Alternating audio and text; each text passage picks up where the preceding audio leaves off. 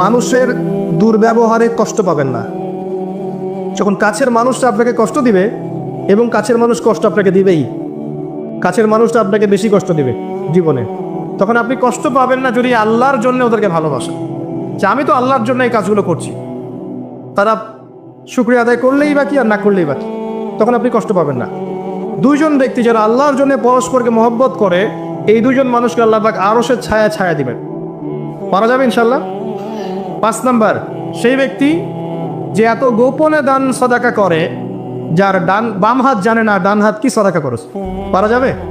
এখন তো যে মাশাআল্লাহ আমার নাম লিখাই আর সদকা করি, তাই না? অমুকে 10,000, অমুক সাহেব 20,000, অমুক 500। প্রথমে বড় বড় নোটের সদাকা হয়, আমি অবশ্যই এটা জানতাম না, মাঠে নেমে বুঝতে পারছি। প্রথমে বড় বড় ফিগার বলে, কে কে দিবেন 5,000 হাত তোলেন, তারপর 5,000 লিখাও, তারপর কে কে দিবেন 1,000 হাত তোলেন, কে কে দিবেন 500 হাত তোলেন, নাম টাম লিখা হয়।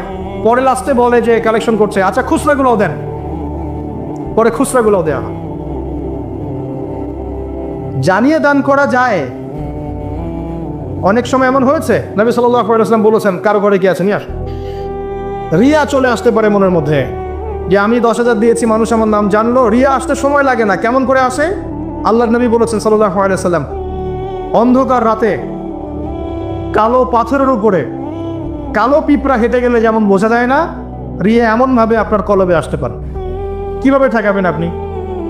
আপনি বুঝতেই পারবেন না। এই যে আপনারা সেলফি তুলতে চান, ছবি তুলতে চান,